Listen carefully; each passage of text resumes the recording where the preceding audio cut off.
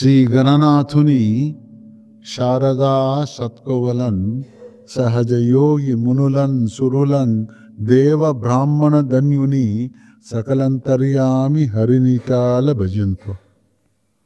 ಸದ್ಗುರು ತಾತಯ್ಯನವರ ಪಾದದಲ್ಲಿ ಮಾನಸಿಕ ಪೂಜೆಯನ್ನು ಮಾಡುತ್ತಾ ಎಲ್ಲ ಭಕ್ತಾದಿಗಳೇ, ಹುಟ್ಟು ಸಾವು ನಾವು ನೋಡ್ತಾನೇ ಇದ್ದೇವೆ. ನಮ್ಮ ಜನ್ಮದಲ್ಲಿ ಕೆಲವರು 50 ವರ್ಷದವ್ರು ಇರ್ಬೋದು, 60 ವರ್ಷದವ್ರು ಇರ್ಬೋದು, 70 ವರ್ಷದವ್ರು ಇರ್ಬೋದು, 80 ವರ್ಷದವ್ರು ಇರ್ಬೋದು. ಆಗಲಿ 80 ವರ್ಷನ ಇರಲಿ, ಇಲ್ಲ 90 ವರ್ಷನೂ ಇರ್ಬೋದು. ಈ 90 ವರ್ಷದಲ್ಲಿ ಎಷ್ಟು ಹುಟ್ಟು ಸಾವು ನಾವು ನೋಡಿದ್ದೇವೆ. ಅದು ಏನು ಸಾಮಾನ್ಯ ಅಂತ ನಾವೆಲ್ಲರೂ ತಿಳ್ಕೊಂಡ್ಬಿಟ್ಟಿದ್ದೇವೆ. ನಾವು ಇದರಲ್ಲಿ ಹೋಗ್ತೇವೆ ಅಂತ ನಮಗೆ ಅರಿವು ಆಗುವುದಿಲ್ಲ. ಇದೇ ರೀತಿ ಹುಟ್ಟಿದ್ದೇವೆ, ಹುಟ್ಟಿದ ಮೇಲೆ ಸಾಯಲೇಬೇಕು, ಹೋಗ್ತೇವೆ. ಆ ಅರಿವು ನಮ್ಮಲ್ಲಿ ಬರೋದಿಲ್ಲ. ನಾವು ಬೇರೆ ನೋಡ್ತಾ ಇರ್ತೇವೆ, ಅವ್ರ ಬಗ್ಗೆ ನಾವು ಚರ್ಚೆ ಮಾಡ್ತಾ ಇರ್ತೇವೆ. ನೋಡಪ್ಪ, ಇವನು ಒಳ್ಳೆ ಕೆಲಸ ಮಾಡಿದ್ದಾನೆ, ಇವನು ಒಳ್ಳೆ ಈ ಪಾಪಿಷ್ಟ, ಇವನು ಇಂಥವನು ಅಂಥವನು ಏನೇನೋ ಮಾತಾಡ್ತಾ ಇರ್ತೇವೆ. ನಮ್ಮ ಬಗ್ಗೆ ನಾವು ಮಾತಾಡೋಕೆ ಹೋಗುವುದಿಲ್ಲ. ಅದ್ರ ಬಗ್ಗೆ ಚಿಂತನೆಯೂ ನಾವು ಮಾಡೋದಿಲ್ಲ. ಆ ಚಿಂತನೆ ಮಾಡದೇ ಇದ್ದರೆ ಈ ಹುಟ್ಟು ಸಾವು ಇದು ಸ್ವಾಭಾವಿಕ ಅಂತ ನಾವು ತಿಳ್ಕೊಂಡ್ಬಿಟ್ರೆ, ಯಾವಾಗ ಈ ಚಿಂತನೆಯನ್ನು ನಾವು ಮಾಡೋಕ್ಕೆ ಪ್ರಾರಂಭ ಮಾಡ್ತೇವೋ, ಪರಮಾತ್ಮನಿಂದ ಎಲ್ಲ ಸಂತರು, ಋಷಿ ಮುನಿಗಳು ಎಷ್ಟೋ ಯುಗಗಳಿಂದ ಯಾವತ್ತೂ ಈ ಬ್ರಹ್ಮಾಂಡ ಸೃಷ್ಟಿಯನ್ನು ಮಾಡಿದ್ದಾನೋ ಆವತ್ತಿನಿಂದ ಇವತ್ತಿನವರೆಗೂ ಇದೇ ಚಿಂತನೆಯಲ್ಲಿ ಎಲ್ಲ ಋಷಿ ಮುನಿ ಇದ್ದಾರೆ. ಅಪ್ಪ, ಇಷ್ಟೊಂದು ಈ ಪರಮಾತ್ಮ ಜೀವರಾಶಿ ಮಾಡಿಬಿಟ್ಟಿದ್ದಾನೆ. ಜೀವರಾಶಿಯು ಜೀವೊಂದು ಹುಟ್ಟಿಸಿದ ಮೇಲೆ ಬಿಟ್ಬಿಟ್ಟಿದ್ದಾನೆ. ಅಪ್ಪ, ನೀನು ಏನು ಬೇಕಾದ್ರೆ ಮಾಡು, ಆದರೆ ಇದು ಕೆಲವು ನೇಮಗಳಿದ್ದಾವೆ. ಆ ನೇಮಗಳಲ್ಲಿ ನೀನು ಹೋದರೆ ನೀನು ಪಾರಾಗುವಂಥ ಒಂದು ಸ್ಥಿತಿ ಬರ್ತದೆ. ಎಲ್ಲ ಜೀವರಾಶಿಗಳು ಕೂಡ ಒಂದು ಕೊನೆ ಇದೆ. ಹುಟ್ಟು ಸಾವು ಒಂದು ಕೊನೆ ಇದೆ. ಯಾವಾಗ ಬರ್ತದೆ ಅದು ಗೊತ್ತಿಲ್ಲ. ಯಾವಾಗ ನಮಗೆ ಅರಿವಾಗ್ತದೋ, ಯಾವಾಗ ನಮಗೆ ಇಲ್ಲಪ್ಪ ನಮಗೆ ಈ ಒಂದು ಹುಟ್ಟು ಸಾವಿನ ದಾಟುವಂಥ ಸ್ಥಿತಿ ಯಾವತ್ತು ಬರ್ತದೋ ಅಂತ ನಾವು ಅದರ ಬಗ್ಗೆನೇ ಚಿಂತನೆ ಮಾಡ್ತಾ ಇದ್ದರೆ, ಅದು ಆವಾಗ ಒಂದೊಂದು ಸತಿ ಬಂದು ನಮಗೆ ದಾರಿನ ತೋರಿಸ್ಕೊಡ್ತಾ ಇತ್ತು. ತಾರಕ ಮಂತ್ರ ಅಂದ್ರೆ ಏನು ಗೊತ್ತೇ? ತಾತಯ್ಯನವರು ಮನೆ ಸಂಸಾರದಲ್ಲಿ ಬಿಟ್ಟು ಆಚೆ ಬಂದಾಗ ಒಬ್ಬರೇ ಕೂತ್ಕೊಂಡಿರುವಾಗ ಇದೇ ದಾರಿನಲ್ಲಿ ಪರಮಾತ್ಮ ಬರ್ತಾನೆ. ಯಾಕಪ್ಪ ಈ ಚಿಂತನೆ ಅಂತ ಕೇಳ್ತಾನೆ. ಸ್ವಾಮಿ, ಯಾವ ಚಿಂತನೆಯೂ ಇಲ್ಲ, ನನ್ನ ಸಂಸಾರ ಕೆಟ್ಟೋಗ್ಬಿಟ್ಟಿದೆ. ಈ ಕೆಟ್ಟದ ಮೇಲೆ ಇನ್ನು ಯಾರು ಈ ಹೊಟ್ಟೆಗೆ ಊಟ ಹಾಕ್ತಾರೋ ಅಂತ ನಾವು ಚಿಂತನೆ ಮಾಡ್ತಾ ಇದ್ದೇನೆ. ಇನ್ನು ಯಾವ ಚಿಂತನೆಯೂ ಇಲ್ಲ. ಪರಮಾತ್ಮ ಬಂದು ಕೇಳ್ತಾನೆ, ಅಪ್ಪ, ಯಾಕೆ ಈ ಮನೋರೋಗ? ಇವರೆಲ್ಲ ಕಷ್ಟ ಸುಖಗಳು ಹೇಳ್ಕೊಬಿಟ್ರು. ಇಲ್ಲಿ ನಾನು ಬಂದ್ಬಿಟ್ಟಿದ್ದೇನೆ. ಎಲ್ಲ ಪಶುಗಳಿಗೆ, ಈ ಪ್ರಪಂಚದಲ್ಲಿ, ಈ ಬ್ರಹ್ಮಾಂಡದಲ್ಲಿ ಎಲ್ಲ ಪಶುಗಳಿಗೆ ನಾನು ವೈದ್ಯ. ನಾನು ಅಂದರೆ ಎಲ್ಲ ಜೀವರಾಶಿಗಳಿಗೂ ನಾನು ವೈದ್ಯ, ಬಹುರೋಗ ವೈದ್ಯ. ನಾನು ಬಂದಿದ್ದೇನೆ. ನಾನು ತಿರ್ಗಾ ಹೋಗೋನಲ್ಲ, ನಾನು ನಿನಗೆ ಕೊಟ್ಟು ಬಿಟ್ಟು ನಾನು ಹೋಗ್ತೇನೆ. ಏನಪ್ಪ ನಾನು ಕೊಡೋದು? ನಿನ್ನಲ್ಲೇ ಇದ್ದಾನೆ ಈಶ್ವರ. ನೀನೇ ಈಶ್ವರ, ನೀನೇ ಈಶ್ವರ, ನೀನೇ ಈಶ್ವರ. ಇದು ಹೇಳಿದ ಮೇಲೆ ಹೌದಾ ನಾನು ಈಶ್ವರನೇ ಅಂದಾಗ ಏನಾಯಿತು? ಬಂದರು, ತಪಸ್ ಕೂತ್ಕೊಂಡ್ರು. ನಾನು ಈಶ್ವರ. ತಾರಕ ಮಂತ್ರ ನೀನು ಈಶ್ವರ. ನೀನೇನಾದ್ರು ಸ್ವೀಕಾರ ಮಾಡಿದ್ರೆ ನೀನೇ ಈಶ್ವರ ಅಂತ ಗುರುಗಳು ಹೇಳ್ತಾ ಇದ್ದಾರೆ. ಗುರು ಮುಂದೆ ಇದ್ದಾರೆ. ನೀನೇ ಈಶ್ವರ, ನೀನೇ ಈಶ್ವರ, ನೀನೇ ಈಶ್ವರ ಅಂತ ಹೇಳ್ತಾ ಇದ್ದಾರೆ. ಏನಂತ ಹೇಳಬೇಕು? ಸ್ವಾಮಿ ನಾನು ಈಶ್ವರನೇ, ನಾನು ನಿಜವಾಗ್ಲೂ ಪರಮಾತ್ಮನೇ, ಹೌದು ಅಂತ ಹೇಳ್ತಾ ಇದ್ದಾನೆ. ಏನಪ್ಪ ಇದು ಅರ್ಥ? ಯಾವ ಚಿಂತನೆ? ನಾನು ಪರಮಾತ್ಮ, ಹೌದು ನಾನು ಪರಮಾತ್ಮ ಆಗಬೇಕು, ಅದು ಚಿಂತನೆ. ಯಾವ ಚಿಂತನೆನೂ ಇಲ್ಲ. ಅಲ್ಲಿವರೆಗೂ ನಿನ್ನ ಪರಮಾತ್ಮ ಕೊಟ್ಬಿಟ್ಟಿದ್ದಾನೆ ಜೀವ. ನನ್ನಲ್ಲಿ ನೀನು ಬಂದು ಸೇರ್ಬೋದು, ನೀನು ಪರಮಾತ್ಮ ಆಗ್ಬೋದು, ನೀನು ಈಶ್ವರ ಆಗ್ಬೋದು. ಬಾಪ ಅಂದಮೇಲೆ ತಾತಯ್ಯನವರು ಒಂದು ಮಾತು ಹೇಳ್ತಾರೆ. ಶ್ರೀಕೃಷ್ಣಾಯನು ನಾಮ ಮಂತ್ರ ರುಚಿ ಸಿದ್ಧಿಂಚುಟನ ತೆನ್ನಟಿಕೋ శ్రీ గురుపాదాంబులు మదిలో స్థిరముగ నిలచేదన్నటికో మరువక మాధవు మహిమ పొగడే మర్మము తెలిసేదన్నటికో హరి హరి హరి హరి హరినామామృత ಪಾನము చేసేదన్నటికೋ. ಅಲ್ಲಿ ಏನಂತ ಹೇಳ್ತಾರೆ? ಮರುವಕ ಮಾಧವ್ ಮಹಿಮ ಪೊಗಡೆ ಮರ್ಮವು ತಿಳಿಸೇದನ್ನಟಿಕೋ. ಯಾವ ಮರ್ಮ? ಬಿಡುವಕ ಆ ಏನು ಉಪದೇಶ ಮಾಡಿದ್ದಾನೆ, ಒಂದು ನಿಮಿಷ ಒಂದು ಸೆಕೆಂಡ್ ನಾನು ಬಿಡದೆ ಯಾವಾಗ ನಾನು ಮಾಡ್ತಾನೋ ಆವಾಗ ನನ್ನ ಫಲ ಬರ್ತದಪ್ಪ. ನೀನು ಯಾವಾಗ ನೀನು ಆ ಸ್ವೀಕಾರ ಮಾಡೋದಿಲ್ವೋ, ನೀನು ಯಾವಾಗ ನಿನ್ನ ಮನಸ್ಸು ಸ್ಥಿರವಾಗಿ ನಿಲ್ಲಿಸೋದಿಲ್ವೋ ಇದು ಬೀಜಾಕ್ಷನ್ ನಿನ್ನಲ್ಲಿ ಬರೋದಿಲ್ಲ. ಸದಾ ಕಾಲ ಅದರ ಬಗ್ಗೆನೇ ಚಿಂತನೆ ಮಾಡ್ತಾ ಇರಬೇಕು. ಇವತ್ತು ನಿಮಗೆ 24 ಗಂಟೆ ಕಾಲ ಇಲ್ಲಿಗೆ ಗುರುಗಳು ಹೇಳಿದ್ದಾರಪ್ಪ, 24 ಗಂಟೆ ಕಾಲ ನೀವು ಇದನ್ನ ಬಗ್ಗೆ ಚಿಂತನೆ ಮಾಡ್ಕೊಂಡು ಬಂದ್ರಪ್ಪ ಅಂತ ಹೇಳಿದ್ದಾರೆ. ಇದು ಪ್ರಾರಂಭ ಮಾಡಿದ್ದೇವೆ. ಏನು 24 ಗಂಟೆ? ಈ ಬೀಜಾಕ್ಷರ ಏನಿದೆ ರಾಮ ತಾರಕ ಮಂತ್ರ, ಈ 24 ಗಂಟೆನಲ್ಲಿ ಯಾರಾದರೂ ಒಬ್ಬರು ಇಲ್ಲಿ ಸ್ವಲ್ಪ ಸತ್ಯಾಂಶ ಹೇಳ್ತಾ ಇದ್ದೇನೆ, ಇದ್ರೆ ಇರ್ಬೋದು ಇಲ್ಲದೆ ಇರ್ಬೋದು. ಈಗ ಮಾಡ್ತಾ ಮಾಡ್ತಾ ಮಾಡ್ತಾ ಎಲ್ಲಾದರೂ ಒಂದು ಕಡೆ 2-3 ಜನನೋ ಈ 12 ತಿಂಗಳಲ್ಲಿ ಅವ್ರು ಸಿಕ್ಬಿಟ್ರೆ ಅವರಿಂದ ಬೆಳಕು ಇಡೀ ಪ್ರಪಂಚಕ್ಕೆ ಬರ್ತದೆ. ಒಬ್ಬ ಬುದ್ಧ ಇಡೀ ಪ್ರಪಂಚಕ್ಕೆ ಬೆಳಕು ಕೊಟ್ಟ. ಒಬ್ಬ ತಾತಯ್ಯನವರು ಇಡೀ ಪ್ರಪಂಚಕ್ಕೆ ಬೆಳಕನ್ನು ಕೊಟ್ಟರು. ಇಂಥ ಸಂತರು ಎಷ್ಟು ಜನ ಆಗಿದ್ದಾರೆ. ಆ ಬೆಳಕು ಇಲ್ಲದೆ ಇದ್ರೆ ನಾವು ಕತ್ತಲಿನಲ್ಲಿ ಇರಬೇಕಾಗಿತ್ತು. ನಮಗೆ 1000 ಜನ ಬೇಕಾಗಿಲ್ಲ. ಆದರೆ ತಾತಯ್ಯನವರು ಎಷ್ಟು ಅವರ ಮನಸ್ಸು ವಿಶಾಲವಾದಂಥ ಮನಸ್ಸು. ಏನು ಈ ತಾರಕ ಮಂತ್ರ? ನೀನು ಅದನ್ನ ಬಿಡದೆ ಸತತವಾಗಿ ಅದನ್ನ ಬಗ್ಗೆನೇ ಚಿಂತನೆ ಮಾಡ್ತಾ ಇದ್ರೆ ಅಪ್ಪ, ಗುರುಗಳ ಅನುಗ್ರಹದಿಂದ ನೀನು ಮೋಕ್ಷನ್ ಪಡಿತೀಯ.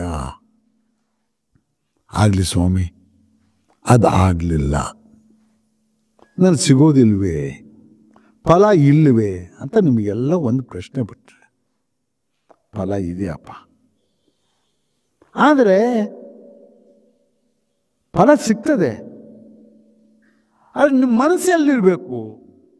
ನೀನು ಬಟ ಬಟ ಬಟ ಬಟ ಅಂತ ನೀವು ಹೇಳ್ತಾ ಬಂದರೆ ನೀನು ಮನಸ್ಸು ಎಲ್ಲೋ ಇತ್ತು ಅಂತಂದರೆ, ನೀನು ಫೋನ್ನಲ್ಲಿ ಇತ್ತು ಅಂತಂದರೆ ಮನಸ್ಸು, ಇದು ಸಿಗ್ತದ ನಿನಗೆ? ಕೇಳಪ್ಪ. ನೀನು ಯಾತಕ್ಕೆ ಬಂದೆ, ಯಾತಕ್ಕೆ ಫೋನ್ ಬಂತು, ನೀನು ಅದ್ರ ಬಗ್ಗೆ ಮನಸ್ಸಿದೆ, ನೀನು ಇಲ್ಲಿಲ್ಲ ಮನಸ್ಸು. ಮನಸ್ಸು ಇಲ್ಲಿದ್ದಿದ್ರೆ ಆ ಫೋನು ಕೆಲಸ ಮಾಡ್ತಾ ಇಲ್ಲ. ಅರ್ಥ ಮಾಡ್ಕೊ, ಅದು ಮನಸ್ಸನ ಪ್ರಭಾವ. ಮನಸ್ಸು ಹಿಮಾಲಯ ಪರ್ವತವನ್ನು ಕರಗಿಸ್ಬಿಡ್ತದೆ. ನೀನು ಫೋನ್ ಬಂತು ಅಂದರೆ ನಿನ್ನ ಮನಸ್ಸು ಅಲ್ಲಿದೆ, ನೀನು ತಾರಕ ಬಂತದಲ್ಲಿ ಏನು ನಿನ್ನ ಮನಸ್ಸು? ಅಷ್ಟು ಸುಲಭ ಅಂತ ತಿಳ್ಕೋಬೇಡ. ಇದು ನಟನೆ ಸ್ವಲ್ಪ ದಿನ ನಡೀತದೆ, ಆದರೆ ಮೋಸ ಯಾರು ಮಾಡ್ತಿದೀಯಾ? ನೀನೇ ಮಾಡ್ಕೊತಿದೀಯ, ಬೇರೆಯವ್ರು ಮಾಡ್ತಿದೀಯ ಅಂತ ನೀನೇ ಮೋಸ ಮಾಡ್ಕೊಂಡು ಹೋಗ್ತಾ ಇದೀಯ. ಯಾತಕ್ಕಪ್ಪ? ಯಾರೋ ಕೇಳಿದ್ರ ನೀನು ಮೋಸ ಮಾಡ್ಕೋ ಅಂತ? ಸ್ವಲ್ಪ ಏನೋ ಒಂದು 24 ಗಂಟೆನಲ್ಲಿ, ಅದು ಇರೋ ಎಷ್ಟು 24 ಗಂಟೆನೂ ಅಲ್ಲ, 21 ಗಂಟೆ ಸಿಗ್ಬೋದು. ಆ 21 ಗಂಟೆನಲ್ಲಿ ಏನಾದರೂ ಒಂದು ಅರ್ಧ ಗಂಟೆ ನೀನು ನಿಜವಾಗೂ ಮಾಡಿಬಿಟ್ರೆ, ಮನಸ್ಸು ಸ್ಥಿರವಾಗಿ ನಿಲ್ಲಿಸಿ ನೀನು ಏನಾದರೂ ಮಾಡಿಬಿಟ್ರೆ, ಮನಸ್ಸಿನಲ್ಲಿ ಆ ಪಾದಗಳಲ್ಲಿ, ಗುರುಗಳ ಪಾದದಲ್ಲಿ ಒಂದು ತುಳಸಿ ಎಲೆಯನ್ನು ಇಟ್ಬಿಟ್ರೆ, 30 ಎಲೆ ಏನಾದರೂ ಇಟ್ಬಿಟ್ರೆ ನೋಡಪ್ಪ, ಆ ಫಲ ನಿನಗೆ ಬಿಡೋದಿಲ್ಲ, ನಿನಗೆ ಆ ಫಲ ಸಿಗ್ತದೆ. ಎಂಥ ಫಲ?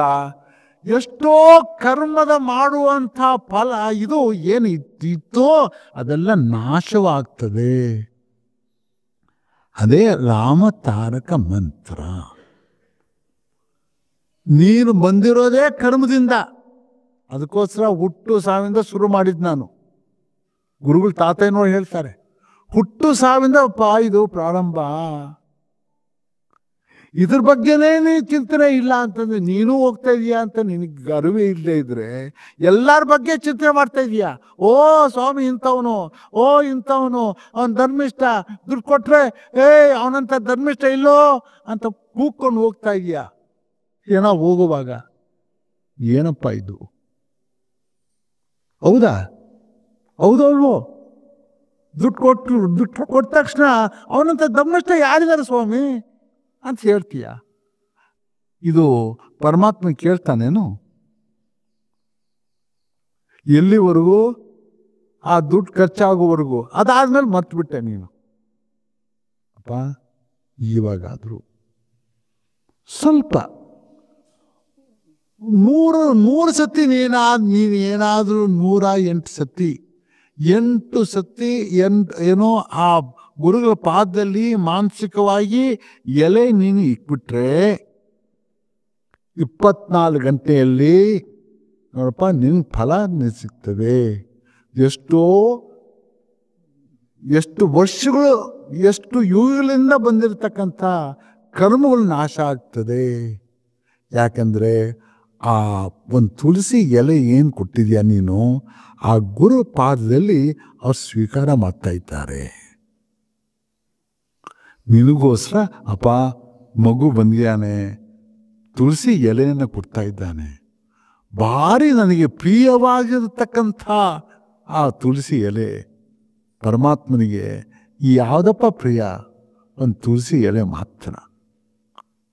ಅಂಥ ಒಂದು ಇದನ್ನು ಕೊಡ್ತಾ ಇದ್ದಾನೆ.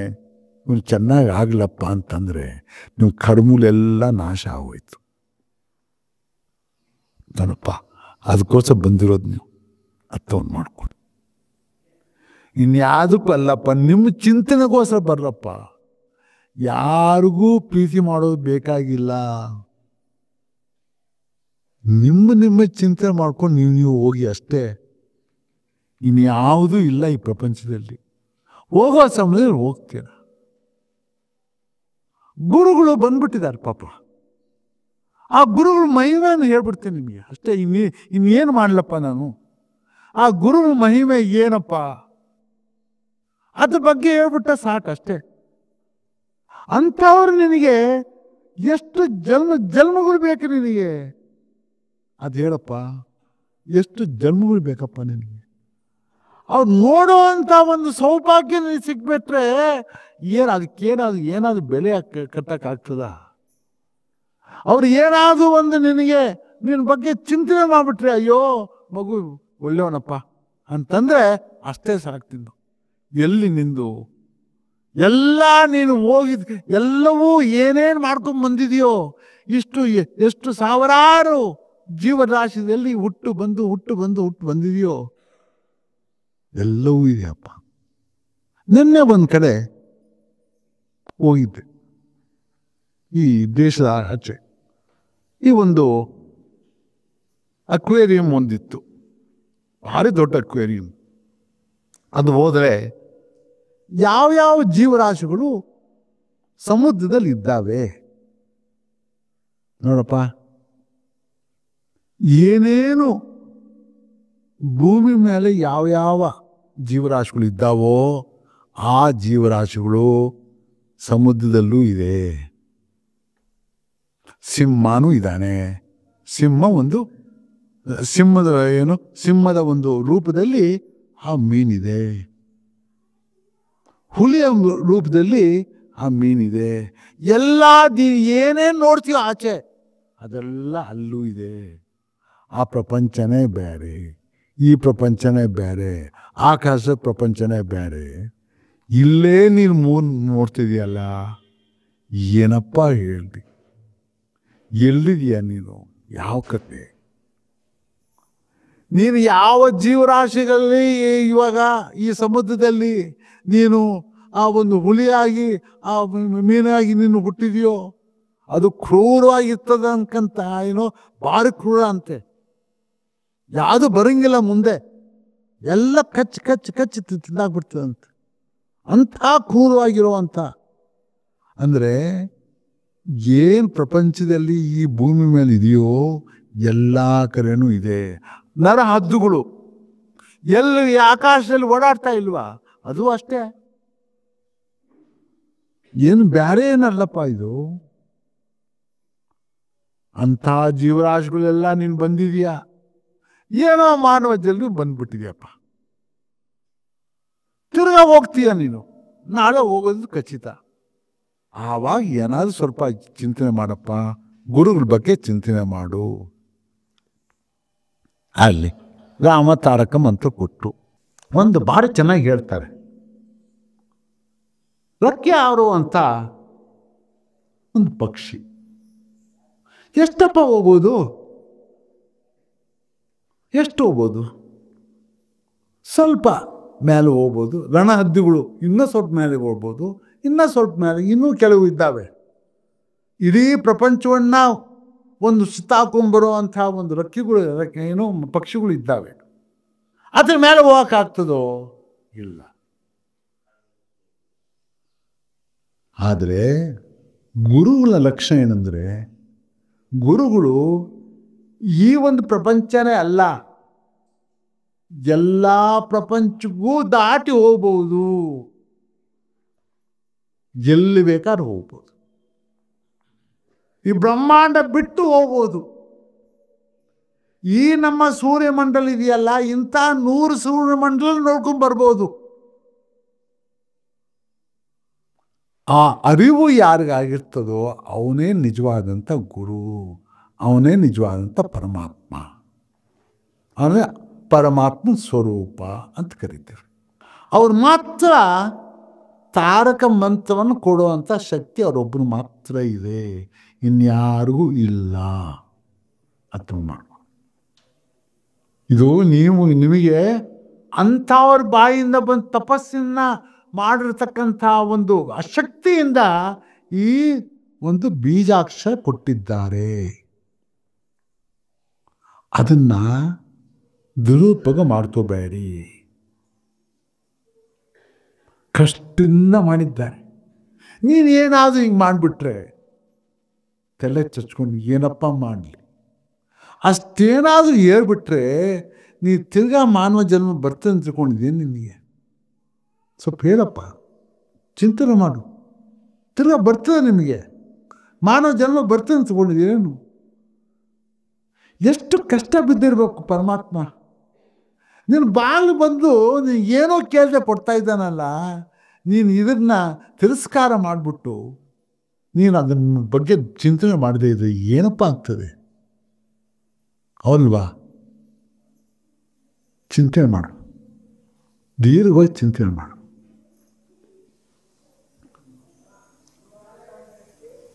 ಅಂಥ ಗುರುಗಳು ಇವಾಗ ಒಂದೊಂದು ಬಿಡಿಸಿ ಬಿಡಿಸಿ ಬಿಡಿಸಿ ಹೇಳ್ತಾರೆ. ಅಂತ ತಾತನವರಿಗೆ ಬರೆದಿರೋದು, ಅವ್ರು ಬರೆದಿರೋದು ಬಿಟ್ಟು ನಾನು ಯಾವುದು ಮಾತಾಡ್ತಾ ಇಲ್ಲ.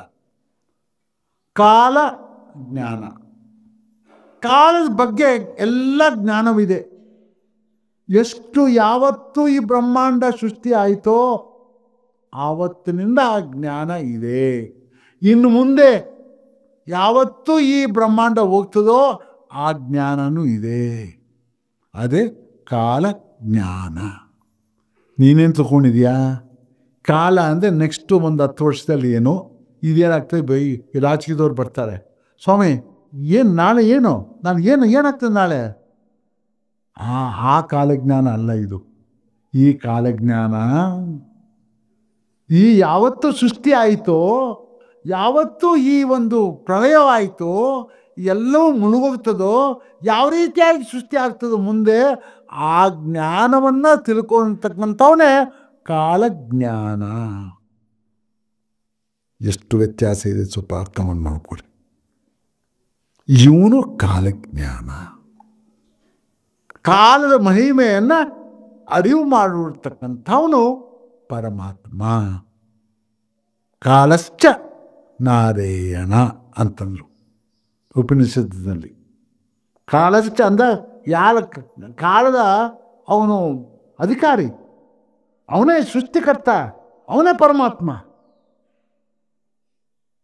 ಅವನು ಕಾಲಜ್ಞಾನ, ಕಾಲಜ್ಞಾನಿ ಅಂತ ನಾವು ಕರಿತೇವೆ. ಪೂರ್ವ ಜನ್ಮ ಅವನಿಗೆ ಹಿಂದಿನ ಜನ್ಮಗಳು ಎಲ್ಲ ಗೊತ್ತಿರ್ತದೆ. ಯಾವ ಜನ್ಮದಲ್ಲಿ ನಾನು ಬಂದೆ, ಯಾವ ಜನ್ಮದಲ್ಲಿ ಏನೇನಾಯಿತು, ಯಾವತ್ತು ನನ್ನ ಸೃಷ್ಟಿಯನ್ನು ಮಾಡಿದ್ನೋ ಎಲ್ಲ ಗೊತ್ತಾಗಿ ಯಾವತ್ತು ನೀನು ಪರಮಾತ್ಮನ ಸೇರಿದ್ದಾನೋ ಅಲ್ಲಿವರೆಗೂ ನನಗೆ ಗೊತ್ತಿದೆ. ಪೂರ್ವ ಜನ್ಮದ ಎಲ್ಲ ನನಗೆ ಜ್ಞಾನ ನನಗೆ ಗೊತ್ತಿದೆ. ಅವನೊಬ್ಬನೇ ಪರಮಾತ್ಮ. ಭಗವದ್ಗೀತೆಯನ್ನು ಹೇಳ್ತಾನೆ ಅರ್ಜುನಿಗೆ, ಅಪ್ಪ ನಿನಗೆ ನೆನ್ನೆದು ಎಲ್ಲಿದ್ದೆ ಏನಾಗಿದೆ ಗೊತ್ತಿಲ್ಲ, ಇವತ್ತಿಲ್ಲಿದೆಯಾ, ನಾಳೆ ಏನಾಗ್ತದೆ ನನಗೆ ಗೊತ್ತಿಲ್ಲ. ನೋಡು ನಾನು ಹೇಳ್ತಾ ಇದ್ದೀನಿ ಕೇಳು, ನಾನು ಹಿಂಗೆ ನಾನು ಇದ್ದೆ, ಇವತ್ತಿದ್ದೇನೆ, ನಾಳೆ ಇದ್ದೇನೆ. ಅವನಂತಾನೆ, ಏನಪ್ಪ ನೀನು ಹೇಳ್ತಾ ಇರೋದು, ನೀನು ಪರಮಾತ್ಮನೇ ಅಂತ ಕೇಳ್ತಾನೆ. ಪರಮಾತ್ಮ ನಾನು ಇಲ್ಲ ಅಂತಂದ್ರೆ ನಾನು ಇದೆಲ್ಲ ನೋಡೋಕ್ಕಾಗ್ತದೆ, ಈ ಜ್ಞಾನ ಇರ್ತದ? ನೀನು ಇನ್ನೂ ಅರಿವು ಮಾಡ್ಕೊಂಡಿಲ್ವ, ನಾನೇನು ಮಾಡಲಿ ಅಂತಾನೆ. ಅಂಥ ಅಜ್ಞಾನವು ನಾವೆಲ್ಲರೂ. ಪೂರ್ವ ಜನ್ಮದ ಜ್ಞಾನ ಅವ್ರಿಗೆ ಇರ್ತದೆ. ಅದೃಶ್ಯವಾಗುವ ಜ್ಞಾನ ಎಲ್ಲಿದ್ರೂ ಮಾಯ ಆಗ್ಬೋದು, ಬರ್ಬೋದು, ಹೋಗ್ಬೋದು. ಮಾಯ. ನೀನು ಎಲ್ಲಿದೆ ಮಾಯ ನಿನಗೇನು ಗೊತ್ತಿದೆ? ಪರಮಾತ್ಮ ಒಬ್ಬನ ಮಾತು ಗೊತ್ತು. ನೀನು ಹಿಂದೆ ಇದೆಯೇನಂತ ಗೊತ್ತಿದೆ ನಿನಗೆ, ನೀನು ಅದು ಗೊತ್ತಿಲ್ಲ. ಅಂದರೆ ಆ ಮಾಯದಲ್ಲಿ ಅರಿವಾಗಿದೆ ಅವನಿಗೆ. ಈ ಮಾಯ ಎಲ್ಲವೂ ಗೊತ್ತಿದೆ. ಅವನ ಒಂದು ಏನಿದು ಅವನ ರೂಪ ಇದೆ, ಯಾರಿಗೂ ತಿಳಿಯೋದಿಲ್ಲ. ಯಾವ ಸಮಯದಲ್ಲೂ ಮಾಯ ಆಗ್ಬಿಟ್ಟು ಅದೃಶ್ಯವಾಗ್ಬಿಟ್ಬೋದು, ಎಲ್ಲಿ ಬೇಕಾದ್ರೂ ಓಡಾಡ್ಬೋದು. ಅದೃಶ್ಯವಾದಂಥ ಇದು ಮೃತ್ಯು ಜ್ಞಾನ. ಇಲ್ಲಿ ನೀವೆಲ್ಲ ಇದ್ದೀರಿ, ನಿಮ್ಮ ನೋಡಿದ ತಕ್ಷಣವೇ ನೋಡಪ್ಪ ಇಷ್ಟು ದಿನಪ್ಪ ನಿಂದು ಅಂತ ಹೇಳ್ಬಿಡ್ತಾರೆ.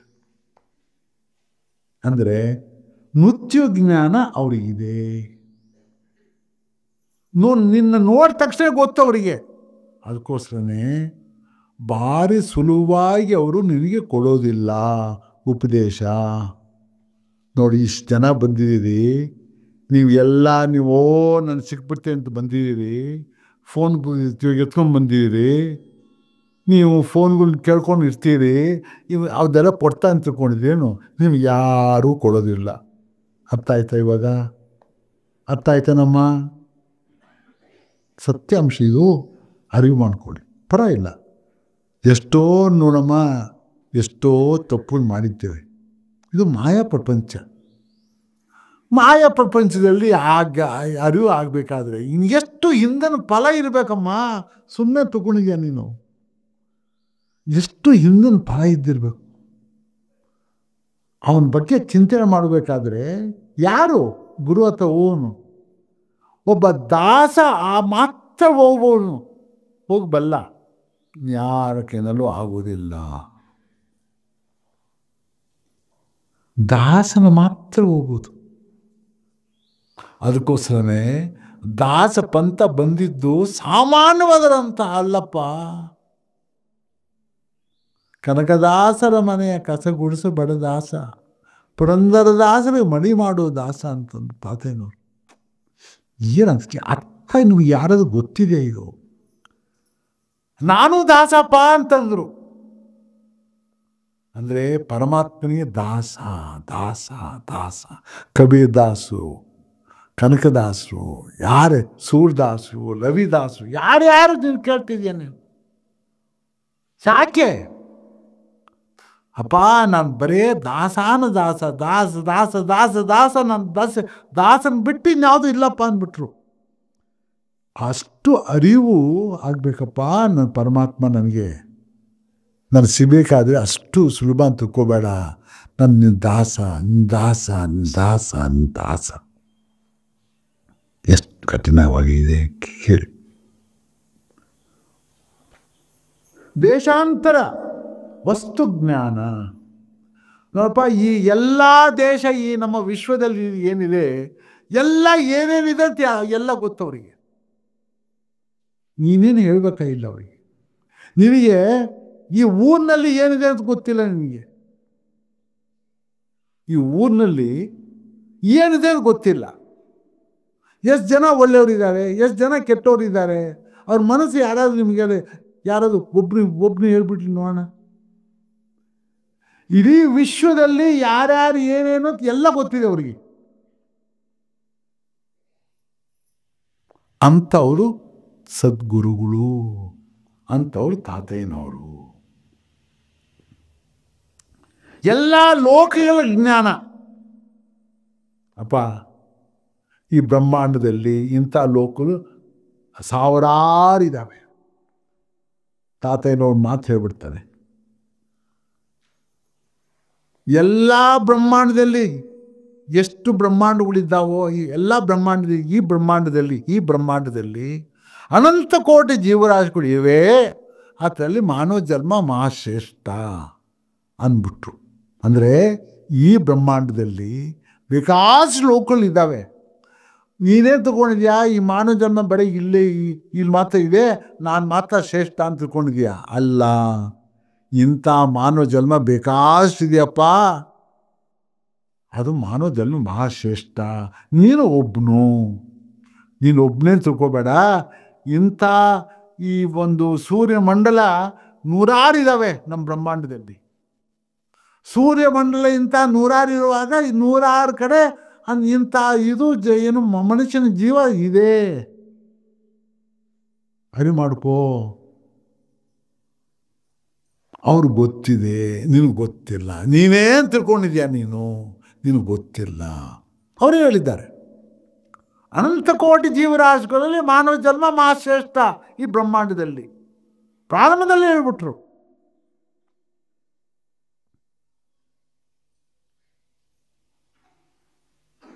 ಚಂದ್ರ ನಕ್ಷತ್ರ ಲೋಕಜ್ಞಾನ ನೋಡಪ್ಪ. ಸೂರ್ಯ ಚಂದ್ರ ಈ ನಮ್ಮ ನಕ್ಷತ್ರಗಳು ಏನಿದ್ದಾವೆ ಎಲ್ಲ ಜ್ಞಾನವೂ ಗೊತ್ತು, ಎಲ್ಲರದ್ದು ಗೊತ್ತು. ಇನ್ನೆಂಥ ಶಕ್ತಿ ಇದ್ದಿರ್ಬೋದು, ಸ್ವಲ್ಪ ಅರ್ಥವನ್ನು ಮಾಡ್ಕೊಡಿ. ನೋಡಪ್ಪ, ಚಂದ ಲೋಕ ಜ್ಞಾನ, ಎಲ್ಲ ನನಗೆಲ್ಲ ಗೊತ್ತಿದೆಯಪ್ಪ ಅಂಥವನೇ ಪರಮಾತ್ಮ. ಅರ್ಥ ಮಾಡ್ಕೊಳ್ಳಿ. ಹಸಿವು ಬಾಯಾರಿಕೆಗಳ ಜಯ. ಅವ್ರಿಗೆ ಹಸುವಿಲ್ಲ, ಬಾಯಾರಿಕೆ ಇಲ್ಲ, ಏನು ಬೇಕಾಗಿಲ್ಲ. ನಿಮಗೆ ಇಡೀ ಜೀವನ ಹಸಿವುಗೋಸ್ಕರ ಇದೆಯಾ? ನೀನು ಸ್ವಲ್ಪ ಅರ್ಥ ಮಾಡ್ಕೋ. ಇಷ್ಟೆಲ್ಲ ನೀನು ಮಾಡ್ತಾ ಇರೋದು ಹಸಿವುಗೋಸ್ಕರಪ್ಪ. ಇಷ್ಟೆಲ್ಲ ಕಷ್ಟ ಬೀಳ್ತಿದೆಯಲ್ಲ, ಇಷ್ಟೆಲ್ಲ ನೀನು ಕರ್ಮದಲ್ಲಿ ಮುಳುಗ್ಬಿಟ್ಟಿದೆಯಲ್ಲ, ಯಾಕೆ? ನೀನು ಹಸಿವುಗೋಸ್ಕರಪ್ಪ. ನೀನು ಅರಿವು ಮಾಡ್ಕೊಂಡಿದೀಯ? ನೀನು ಹಸಿವುಗೋಸ್ಕರಪ್ಪ. ಒಬ್ಬನ ಮೋಸ ಮಾಡೋದು, ಒಬ್ಬನ ಇದು ಮಾಡೋದು, ಎಲ್ಲ ಮಾಡೋದು ಯಾತಕ್ಕೆ? ಹೊಟ್ಟೆ ಪಾಡಿಗಪ್ಪ. ಇದು ಇನ್ನೇನು ಇಲ್ಲಪ್ಪ, ಹೊಟ್ಟೆ ಪಾಡಿಗಪ್ಪ. ಅರಿವು ಮಾಡ್ಕೊ. ಸಿದ್ಧರ ದರ್ಶನ ಶಕ್ತಿ. ತಾತೆ ನೋಡಿ ಹೇಳ್ತಾರೆ, ಅಪ್ಪ ನಾರದ ಮಹರ್ಷಿಗಳು ಅವರಿಗೆ ಇಲ್ಲಿಂದ ಹೋಗ್ತಾರೆ. ಎಲ್ಲರೂ ಎಲ್ಲ ಸಿದ್ಧ ಪುರುಷರು, ನಾರದರಾಗಲಿ, ವಾಲ್ಮೀಕಿ ಆಗಲಿ, ವ್ಯಾಸರಾಗಲಿ, ವಿಶ್ವಾಮಿತ್ರರಾಗಲಿ, ಅಗಸ್ತ್ಯರಾಗಲಿ, ಎಲ್ಲರಿಗೂ ಅವ್ರಿಗೂ ಶಿಷ್ಯರ ವರ್ಗದವರು. ಇನ್ನೆಂಥವ್ರು ಇರಬೇಕಪ್ಪ ಅವರು. ಅವ್ರು ಹೇಳ್ತಾರೆ, ಸಾಧನೆ ಮಾಡಿಬಿಟ್ಟು ಪರಮಾತ್ಮನತ್ತ ಹೋದಾಗ ನಾರದ ಮನುಷ್ಯಗಳು, ಏನಪ್ಪ ಏನೇನು ಬಂದ್ಬಿಟ್ಟಿದೆಯಲ್ಲ, ಯಾರು ಕೊಟ್ಟರು ಈ ಬೀಜಾಕ್ಷರ ನಿನಗೆ? ಏನಪ್ಪ ಇದು? ಯಾರ ಕೈನೂ ಸಾಧ್ಯ ಇದು ಅಂತ ನಾರದ ಮನುಷ್ಯಗಳು ಹೇಳ್ತಾ ಇದ್ದಾರೆ ತಾತಯ್ಯನವ್ರಿಗೆ. ಅಂದರೆ ಎಲ್ಲರ ಅವರ ಇಂಥ ಸಿದ್ಧ ಪುರುಷರು ಅವರೆಲ್ಲರೂ ಸ್ನೇಹಿತರು. ಎಲ್ಲ ಯಾರ ಹತ್ರ ಇದ್ದಾರೆ ಅವರು? ನಿಮ್ಮ ಹತ್ರ ಇದ್ದಾರೇನು? ನಮ್ಮ ಹತ್ರ ಇದ್ದಾರೇನು? ಅವರು ವ್ಯಾಸರು, ಇವರು ಏನು ವಾಲ್ಮೀಕಿಯವರು, ವಿಶ್ವಾಮಿತ್ರ, ಎಂಥ ಸಪ್ತ ಋಷಿಗಳು ಎಲ್ಲ ಜೊತೆಗೆ ಅವ್ರು ಚರ್ಚೆ ಮಾಡ್ಕೊಳ್ತಾ ಇದ್ದಾರಲ್ಲ. ನಾವೆಲ್ಲಿ, ಅವರೆಲ್ಲಿ, ನಾವೆಲ್ಲಿ? ಅರ್ಥವನ್ನು ಮಾಡ್ಕೊಂಡಿದ್ದಾರೆ ನಮ್ಮ? ಅರ್ಥ ಮಾಡ್ಕೊಂಡಿದ್ದೀರ? ಪರಕಾಯ ಪ್ರವೇಶ ಶಕ್ತಿ. ಈ ಜೀವ ಎಲ್ಲಿ ಬೇಕಾದ್ರೂ ಓಡಾಡ್ಬೋದು, ಯಾವ ಬೇಕಾದ್ರೂ ಹೋಗ್ಬೋದು, ಯಾವ ಬೇಕಾದ್ರೂ ಹೋಗ್ಬೋದು, ಬರ್ಬೋದು, ಎಲ್ಲಿ ಬೇಕಾದ್ರೂ ಓಡಾಡ್ಬೋದು. ಅವ್ರು ಮಾತ್ರ ಅದು ಶಕ್ತಿ, ಅವ್ನು ಮಾತ್ರ ಇದೆ, ಯಾರಿಗೂ ಇಲ್ಲ. ಯಾವ ಈ ನಿನ್ನನ್ನು ಏನಾದರೂ ಮಾಡಬೇಕಾದ್ರೆ ನಿನ್ನ ಮನಸ್ಸಲ್ಲಿ ಬಂದು ಕುಳಿತುಕೊಂಡು ನಿನಗೆ ಆ ಒಂದು ಸ್ವಚ್ಛವಾಗಿ ಮಾಡಿ ಮನಸ್ಸನ್ನು ಆಮೇಲೆ ಹೋಗ್ತಾರೆ. ಆವಾಗ ನೀನು ಏನಪ್ಪ ಇಷ್ಟು ನನಗೆ ನನ್ನ ಮನಸ್ಸು ಸ್ಥಿರವಾಗಿ ನಿಲ್ತಿದೆಯಾ ಅಂತಂದರೆ ನೀಂದಲ್ಲ, ಆ ಗುರುಗಳು ನಿನ್ನ ಹತ್ರ ಬಂದು ಮನಸ್ಸಿನಲ್ಲಿ ಕುತ್ಕೊಂಡು ನಿನಗೆ ಆ ಒಂದು ದಾರಿಯನ್ನು ತೋರಿಸ್ಕೊಟ್ಟಿದ್ದಾರೆ. ಅದೇ ಕಾರುಣ್ಯ ಗುರು ಅಂತಂದರು. ಕಾರುಣ್ಯ ಗುರು ಅಂದರೆ ಏನು? ನಿನ್ನ ತೆರೆಯ ಮೇಲೆ ಕೈ ಇಟ್ಟ ತಕ್ಷಣ ಆ ಒಂದು ಅಂತರಂಗದಲ್ಲಿ ಹೋಗಿ ನಿನ್ನ ಮನಸ್ಸೆಲ್ಲ ಸುಸ್ಥಿರವನ್ನು ಮಾಡಿ ನಿನಗೆ ಆ ಒಂದು ದಾರಿಯನ್ನು ತೋರಿಸ್ಕೊಡ್ತಾ ಇದ್ದಾನೆ. ಅದೇ ಕಾರುಣ್ಯ ಗುರು. ಅದಕ್ಕೋಸ್ಕರ ನಿನಗೆ ರಾಮ ತಾರಕ ಮಂತ್ರ ಬಂತು. ನೀನು ಮಾಡಿದೇನು? ಅವರು ಮಾಡಿದ್ದು. ಅರ್ಥವನ್ನು ಮಾಡ್ಕೊ. ಅವರು ಕಾರುಣ್ಯ ಗುರು. ಆಕಾಶ ಗಮನ. ಆಕಾಶ ಅಂದರೆ ಎಷ್ಟಪ್ಪ? ಈ ಬ್ರಹ್ಮಾಂಡ ಇಂಥವು ಸಾವಿರಾರು ಬ್ರಹ್ಮಾಂಡಗಳಿದ್ದಾವೆ. ಅವೆಲ್ಲ ಬಿಟ್ಟ ಮೇಲೆ ಇನ್ನೆಲ್ಲವೂ ಆಕಾಶನೇ. ಇನ್ನು ಎಷ್ಟಪ್ಪ ದೊಡ್ಡದು ಆ ಆಕಾಶದ ಎಲ್ಲವನ್ನೂ ಅವರಿಗೆ ಅರಿವಾಗಿದೆ. ಎಲ್ಲಿದೆಯಾ ನೀನು? ನಾವೆಲ್ಲಿದ್ದೇವೆ? ಗುರುಗಳೆಲ್ಲಿದ್ದಾರೆ? ಏನು ನಾವು ಮಾತಾಡ್ತಾ ಇರೋದು? ಆಕಾಶ ಗಮನ. ಇಡೀ ಆಕಾಶವೇ ಅವರಿಗೆ ಅರಿವಾಗಿರುವಾಗ ಇನ್ನೇನಪ್ಪ?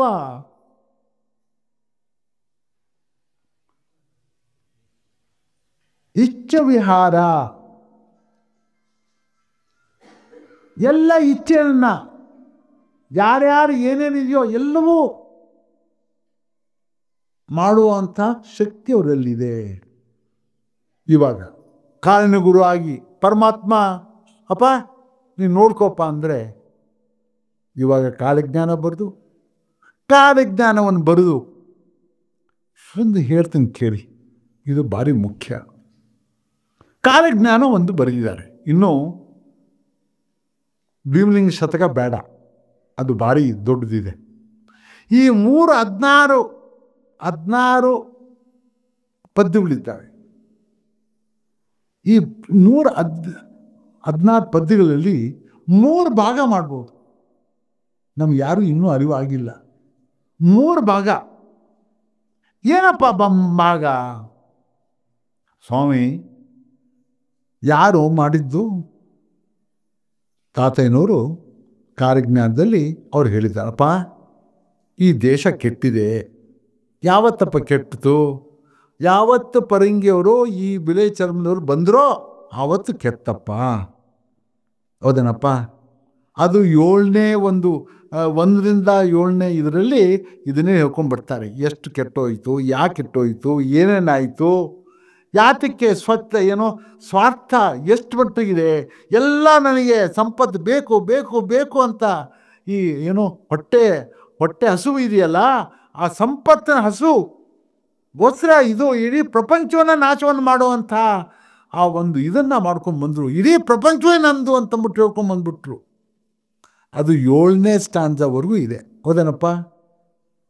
ಆದಮೇಲೆ ಆಗ್ಲಪ್ಪ ಅವರು ಆಯಿತು, ಈ ಪ್ರಪಂಚನ ನಮ್ಮ ಭಾರತ ದೇಶವನ್ನು ಬಿಟ್ಟು ಹೋಗ್ತಾರಪ್ಪ. ಏನಾದರೂ ಯುದ್ಧ ಆಯಿತಾ? ಏನು 200 ವರ್ಷ ಹಿಂದೆನೇ ಹೇಳ್ಬಿಟ್ರು, ಅಪ್ಪ ಯುದ್ಧ ಆಗೋದಿಲ್ಲ, ಅವ್ರದ್ದು ಟೈಮ್ ಕಳೀತು, ಓಡ್ರು. ಹೌದೇನಪ್ಪ? ಹೌದನಪ್ಪ? ಕೇಳಿ, ಇರೋದನ್ನು ಹೇಳ್ತಾ ಇದ್ದೇವೆ. ಅವ್ರು ಹೋದ್ಮೇಲೆ ನಮ್ಮ ಪ್ರಜಾಪ್ರಭುತ್ವ ಬಂತು. ಸ್ವಲ್ಪ ಕೇಳಿ, ಸ್ವಲ್ಪ ಎಚ್ಚರಿಕೆಯಿಂದ ಕೇಳಿ. ಪ್ರಜಾಪ್ರಭುತ್ವ ಬಂತು, ಅವ್ರು ಹೋದರು, ಇಡೀ ಪ್ರಪಂಚವಲ್ಲಿ ಎಲ್ಲ ಬಿಟ್ಬಿಟ್ಟು ಹೊಟ್ಟೋಗ್ಬಿಟ್ರು. ಯಾವ ದೇಶನೂ ಅವರಿಗೆ ಆಳ್ವಿಕೆ ಇಲ್ಲ. ದೇಶ ಆಳ್ವಿಕೆ ಇಲ್ಲ ಅಂತಂದರೆ ಅವ್ರ ಹೊಟ್ಟೆ ಹಸು ಅದು ಬಿಟ್ರ ಎಲ್ಲ ಮೆಟೀರಿಯಲಿಸ್ಟಿಕ್ ಏನೇನು ಸಂಪತ್ತು ಬೇಕೋ ಎಲ್ಲ ಅವ್ರ ಹತ್ರನೇ ಇಟ್ಕೊಂಡ್ರು. ನಿನ್ನನ್ನು ಅವ್ರು ಗುಲಾಮ್ನಾಗಿ ಮಾಡಿಕೊಂಡ್ರು. ನೀನೇನು ಮಾಡಿದೆ? ನೀನು ದೇಶ ಕೊಟ್ಟರು, ನಮ್ಮ ಸ್ವಾತಂತ್ರ್ಯ ಬಂತು. ನಮ್ಮ ಸ್ವಾತಂತ್ರ್ಯ ಬಂತ ಮೇಲೆ ನಮ್ಮಂಥ ಏನು ಪುಣ್ಯ ದೇಶ ಇದು ಇದೆ ಅಂತ ನೀವು ಮಾಡಿದಿರೋ, ಏನೇನು ಕೆಡಿಸ್ಬೇಕಂತಿದ್ದೀರೋ ಎಲ್ಲ 70 ವರ್ಷ ಕೆಡಿಸ್ಬಿಟ್ಟಿದ್ದೀರೋ. ಎಲ್ಲನೂ ರಾಜರು ಹೋದರು, ಎಲ್ಲ ಬಂದರು, ಎಲ್ಲ ನಾಶ ಮಾಡಿ ಹೊಟ್ಬಿಟ್ರು. 2ನೇದು ಸ್ವಲ್ಪ ದೀರ್ಘವಾಗಿ ಕೇಳಿ, ಇದು ಶಾಶ್ವತನ? ಇಲ್ಲ, ಕೆಟ್ಟೋಯ್ತು. ಯಾಕೆ? ಸಂಪತ್ತು ಬೇಕು ಅಂತ. ಯಾರಿಗೆ ಸಂಪತ್ತು? ಅವನಿಗೆ. ಅವನು ಗುಲಾಮ್ ಆದ್ರಿ. ಯಾರಿಗೆ? ಅವನಿಗೆ ಗುಲಾಮ್ನಾಗಿ ನೀವು ಮಾಡ್ತಾ ಇದ್ದೀರಾ, ಅವನಿಗೋಸ್ಕರ ಕೆಲಸ ಮಾಡ್ತೀರಾ ನೀವು. ಇದೆಂತ ಇದಪ್ಪ? 3ನೇ ಭಾಗದಲ್ಲಿ ಹೇಳ್ತಾರೆ, ಅಪ್ಪ ಎಲ್ಲ ಕೆಟ್ಟೋನು ಯಾವನು? ನೀನಲ್ಲ, ನೀನು ಕೆಡಿಸ್ಬಿಟ್ಟ ಅವನಷ್ಟೇ. ಕೆಟ್ಟೋನು ಯಾವನಪ್ಪ? ಅವನು. ಆ ವಂಶನೇ ನಾಶ ಆಗ್ಬಿಡ್ತದಪ್ಪ. ಹೋಗು. ಇವಾಗ ಸ್ವಾತಂತ್ರ್ಯ ಬಿಟ್ಟು ಹೋಗಿದ್ದು ಏನೋ ಒಂದು, ನೀನು ಬೇಕಾಗಿದೆಯಾ, ನೀನು ಕೆಡ್ಸ್ಕಕ್ಕೆ ಹೋಗಬೇಡ, ಇರು, ಚೆನ್ನಾಗಿ ಹೋಗು ಅಂತಂದರು.